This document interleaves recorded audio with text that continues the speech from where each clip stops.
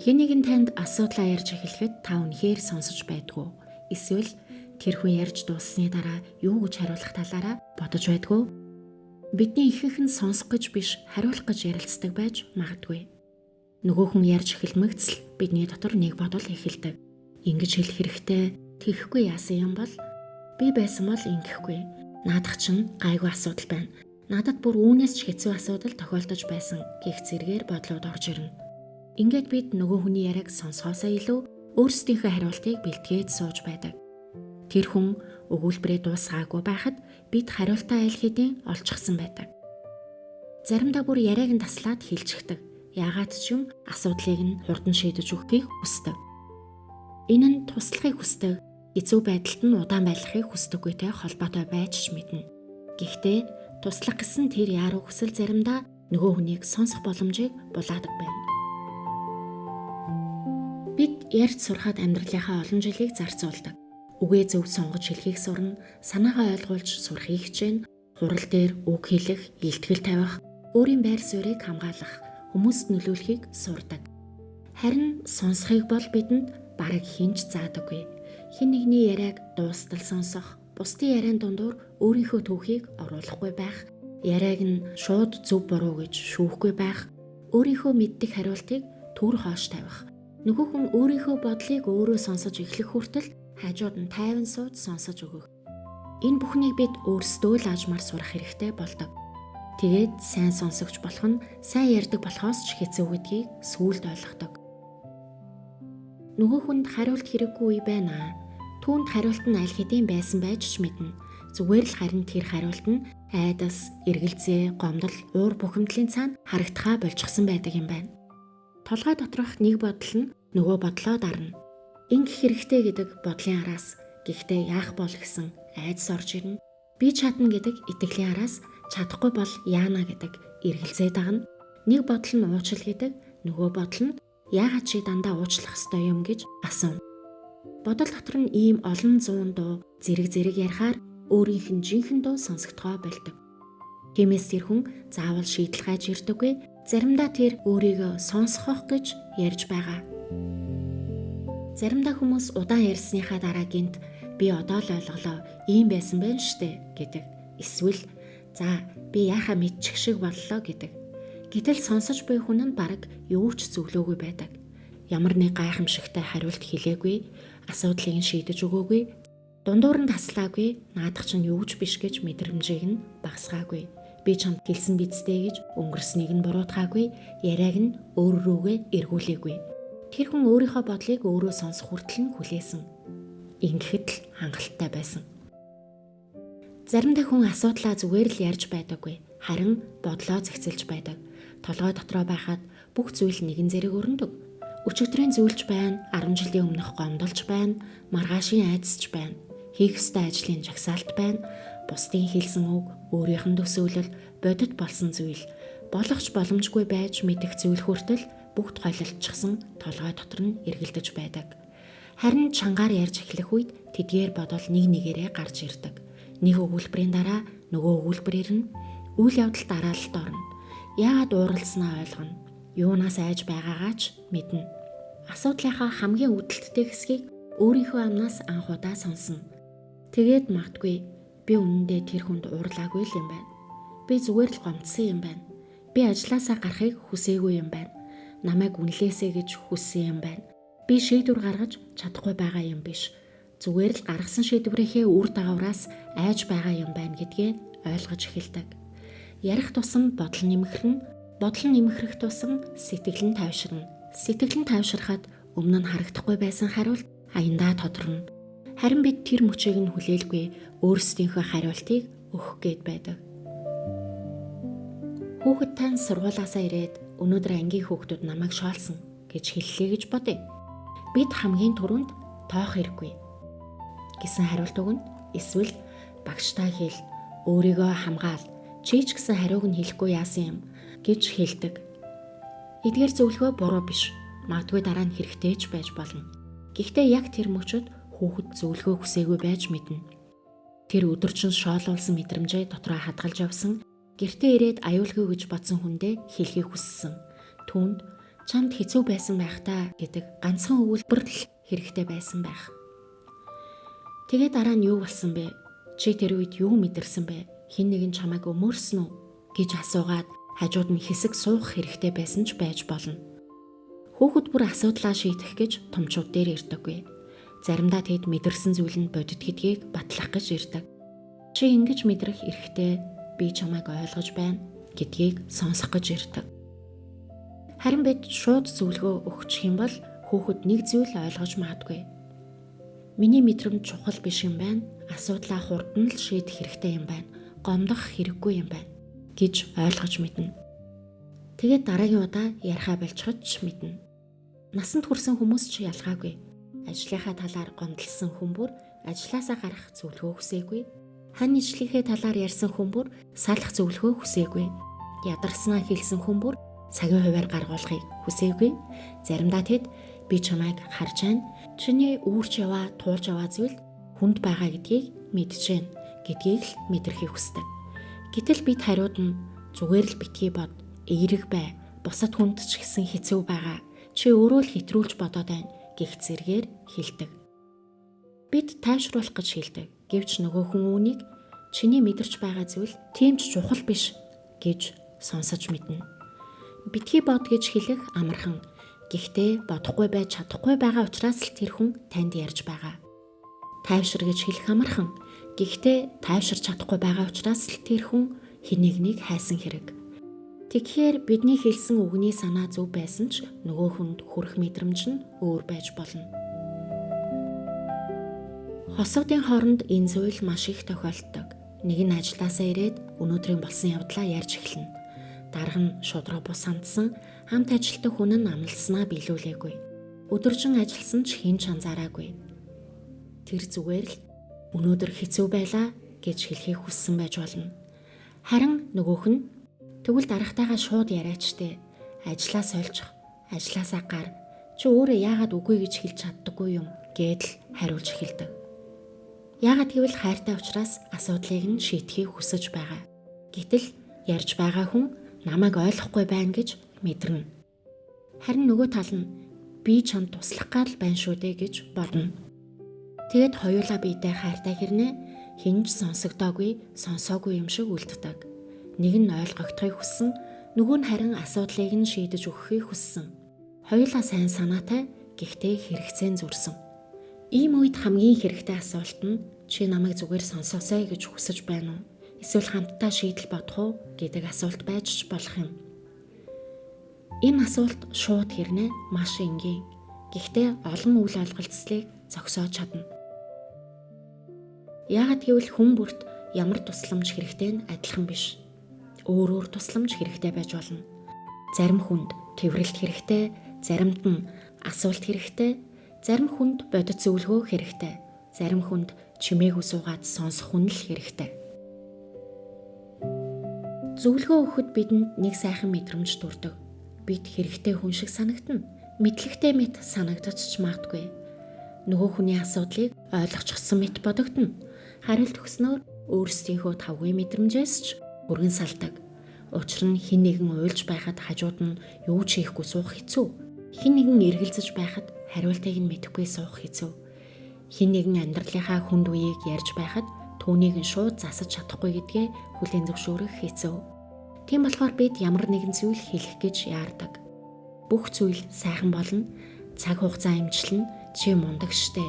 Эдгээр үг сайхан сонсогдож болно. Гэхдээ зарим үед хэтэрхий эрт хэлсэн бол хүний өвдөлтийг сонсохоос татгалцсан мэт санагдуулдаг. Хүн хараахан тайвширахад бэлэн биш байхад бид түүнийг тайвшруулах гэж яардаг. Хүн гашуудаж дуусаагүй байхад бид урагшаа харахыг шаарддаг. Хүн юу болсныг өөрөө ч ойлгоогүй байхад бид сургамжийг нь хэлж өгдөг. Гэтэл зарим өвдөлтийг шууд засаж болдоггүй. Зөвхөн хажууд нь байж болно. Зарим асуултад тэр дороо хариулт олддоггүй. Хамтдаа хэсэг чимээгүй байж болно. Хэн нэгэн туслан гэдэг заавал ямар нэгэн зүйл хийхийг хэлдэггүй. Заримдаа зогтолгүй хажууд нь үлдэхийг хэлдэг.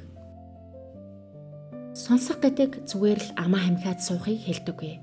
Хүн дуугүй байсан ч дотроо өөр зүйл бодож болно. Утсаа шалгаж болно. Цаг хараад сууж болно. нөгөө хүний хэлсэн зүйлээс өөрийнхөө түүх рүү орох мөчийг хүлээж болно.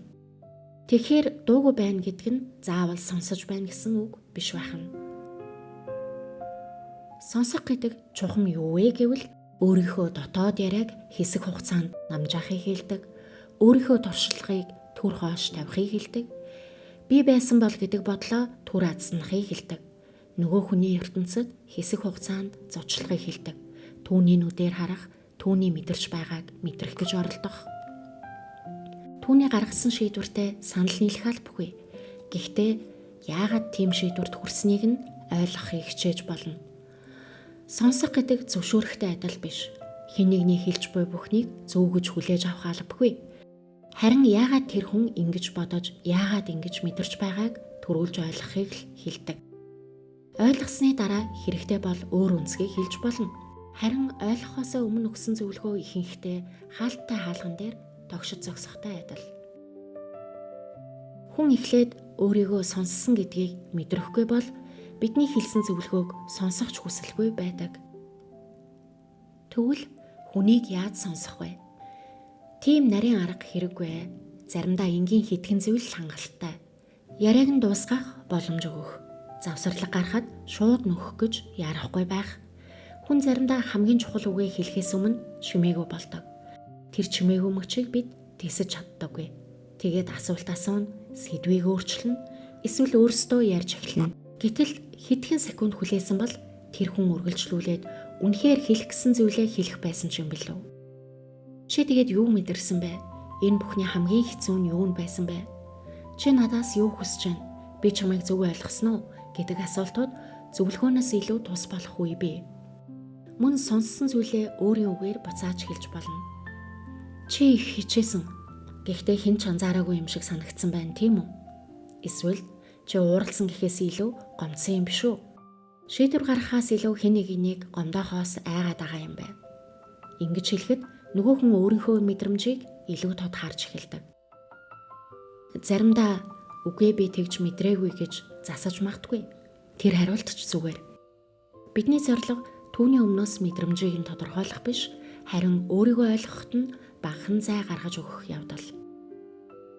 Гэхдээ сонсох гэдэг өөрийгөө үргэлж золиослохыг хэлэхгүй. Бид бүх хүний бүх асуудлыг цаг үргэлж сонсох боломжгүй. Өөрөө ядарсан үедээ хязгаараа хэлэх хэрэгтэй. Би чамайг сонсомоор байна. Гэхдээ яг одоо жаахан ядарчихсан байна. Орой тайван ярилцаж болох уу гэж хэлж болно. Энэ бол хайхрамжгүй байдал биш, харин үнэнч байдал. Хагас сонсож, уцаа оролдож, яриаг нь яравчлуулахын оронд дараа нь бүтэн анхаарлаа өгөх нь илүү хүндэтгэлтэй байж болно. Мөн зарим асуудал зөвхөн найзын сонсох чадвараас давсан байдаг. Удаан хугацааны турш хүнд байдалд байх, өдөр тутмын амьдралаа авч явахад хэцүү болох үед мэргэжлийн тусламж хэрэгтэйч байж болно. Сонсох нь бүхнийг гэмчлэхгүй. Гэхдээ хүн ганцаараа биш гэдгээ мэдрэх эхний орон зайг бий болгож чадна. Бид зөвлөгөө өгөхдөө ихэнхдээ өөрийн амьдралаас ярьдаг. Би байсан бол надад ийм зүйл тохиолдоход миний таньдаг нэг хүн гих зэргээр ярьж эхэлдэг. Энэ заримдаа хэрэгтэй. Гэхдээ хүн бүрийн амьдралын нөхцөл өөр өөр. Бидний хувьд амархан санагддаг зүйл нөгөө хүнд маш хэцүү байж болно. Бидний гаргасан шийдвэр түүний амьдралд тохирохгүй байж болно. Бид тухайн хүний хэлээгүй бүхнийг мэдэхгүй. Түүний айдас, түүний хариуцлага, гэр бүлийн нөхцөл байдал, өмнө нь туулсан зүйл, алдах зүйл нь юу болох талаар бид юу ч мэдэхгүй. Тиймээс чи ингэх ёстой байсан гэдэг үгний оронд чамд ямар сонголтууд харагдаж байна гэж асуух нь илүү тустай байж мэднэ. Чи юу хийх хэрэгтэйгээ мэдж байгаа эцэстээ гэхийн оронд аль шийдвэр нь чамд арай амар санагдаж байна гэж асууж болно. Зөвлөгөө өгөхөөс өмнө миний бодлыг сонсомоор байна уу гэж зөвшөөрөл хүсэж болно. Ингэхэд нөгөө хүн өөрийнхөө амьдралын эзэн хэвээр үлдэнэ. Бид түүний өмнөөс шийдэхгүй, харин өөрөө шийдвэр гаргахад нь түшиг болж өгнө. Зөвлөгөө өгч чаддаг хүн маш олон байдаг. Интернетээр дүүрэн зөвлөгөө байна, ном болгон зөвлөгөө өгнө. Бичлэг болгон юу хийх, юу хийхгүй хэлнэ. Амьдралаа өөрчлөх 5 алхам, аз жаргалтай болох 7 арга, амжилтад хүрэх 14 гэх зэргээр урсаж өгнө. Хариулт бидэнд дутаагүй, харин дуустал нь сонсож чаддаг хүн ховорцсон байж мэднэ. Бид өдөржин олон хүнтэй харилцдаг. Гэхдээ үнэхээр ойлгогдсон мэдрэмж төрүүлдэг нь цөөн. Чат бичнэ, сэтгэгдлүүлдэг нь хариу илгээнэ. Гэхдээ хүний нүрийг харж яриаг нь таслалгүй, өөр зүйл хийхгүйгээр 10 минут сонсох нь үнэхээр ховор болсон. Магадгүй хүмүүс их ганцаарддаг болсон шалтгаан нь эргэн тойронд нь хүн байхгүй даа биш, өөрийг нь дуустал сонсох хүн байхгүй болсон дооч байж мэднэ. Заримдаа бид хамгийн ойр хүмүүсээ хамгийн бага сонсдог. Танихгүй хүнд ээлдэг хандна. Ажлын хүнээ дуустал нь сонсно. Харин гэртээ ирээд аав ээж, хань ижил, хүүхдийнхээ яриаг за ойлголоо дараа ярий гэж өнгөрөөдөг. Яагад гэвэл тэднийг үргэлж хажууд байна гэж боддог. Маргааш байж болно, дараад сонсож болно. Гэхдээ нэг мэдэхэд хүүхэд ярихаа болсон байна. Хань ижил өөр хүнтэй сэтгэлээ хуваалцдаг болсон байдаг. Эцэг эх маань чи завгүй байх гэд залгах нь багассан байдаг. Хүн гинт дуугүй болдоггүй. Олон удаа ярьж үзээд өөрийг нь сонсохгүй үед аажмаар дуугүй болдог.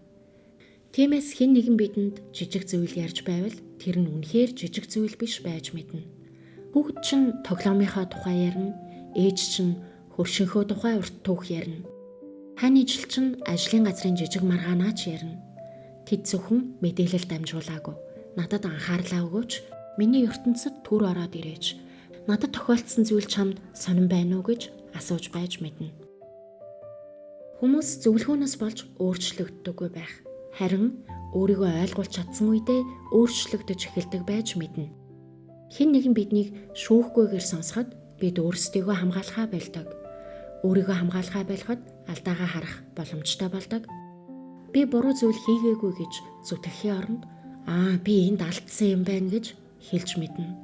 Хэн нэгэн биднийг яаруулахгүй байхад бид бодит хариултаа олох боломжтой болдог. Хэн нэгэн биднийг засах гэж оролдохгүй байхад бид өөрсдийгөө өөрчлөх зоригтой болдог. Сонсогдсон хүн тайвширдаг. Тайвширсан хүн илүү тод болдог. Тод болж чадсан хүн өөрийнхөө шийдвэрийг өөрөө гаргадаг. Тэгэхээр сайн сонсогч байна гэдэг нь нөгөө хүний өмнөөс хариулт олохыг хэлдэггүй. Харин хариултаа өөрөө олох орон зайг нь хамгаалж өгөхийг хэлдэг. Тийм болохоор дараагийн удаа хэн нэгэн танд асуудлаа ярил шууд хариулах гэж ярахаасаа өмнө өөрөөсөө ганцхан асуулт асуугаарай. Тэр миний зөвлөгөөг хүсэж байна уу? Эсвэл зүгээр л өөрийгөө сонсоосой гэж хүсэж байна уу? Хэрэг мэдэхгүй байвал өөрөөс нь асууж ч болно. Би чамайг зүгээр сонсох уу? Эсвэл хамтдаа шийдэл бодож олох уу? Гэд асуучиж болно шүү дээ. Тэгээд сонсох хэрэгтэй бол яриаг нь бүү таслаарай. Өөрийнхөө түүхийг түр хоошоо тавиад шууд зөв бурууг нь ч бүгд өгнээрэй. Тэр хүн хэлэх гэсэн санаагаа өөрөө олох хүртэл нь жаахан хүлээгээрэй. Магадгүй таны өгч чадах хамгийн том тусламж гайхалтай зөвлөгөө биш, асуудлыг нэг дор шийдэх аргач биш. Харин ярилтаа би сонсож байна гэдгийг мэдрүүлэх чимээгүйхэн хэдхэн минут байж болох юм. Бидний амьдралд хариулт хэлж өгөх хүн олон тардаг. Харин өөрсдийнхөө хариултыг өөрөө олох хүртэл хажууд тайван сууж өгөх хүн цөөн таардаг. Тэгвэл өнөөдөр нэг зүйлийг бодоод үзээрэй. Таны амьдралд таныг үнэхээр сонсдог хүн хэн бэ? Харин та үнэхээр сонсдгоо. Дараагийн удаа хайртай хүн чинь ямар нэгэн зүйл ярил түүнд хариулт өгөх гэж ярахын оронд багахан орон зай өгөөд үзээрэй. Учир нь заримдаа хүмүүсийн хамгийн их хүсдэг зүйл нь асуудлаа шийдүүлэх биш, харин энэ ертөнцид өөрийнх нь дуу хоолой хэн нэгэнд хүрч байгааг мэдрэх явдал байдаг. Хамтдаа хэрэгцүүлсэн танд баярлалаа. Бусдыг сонсох тухай энэ дугаар танд ямар бодол эргцүүлэл үлдээсэн бэ? Хэрэг хүсвэл сэтгэгдлээ комент хэсэгт хуваалцаарай. Энэ үдшийг тайван сайхан өнгөрүүлээрэй, сайхан хамраарай.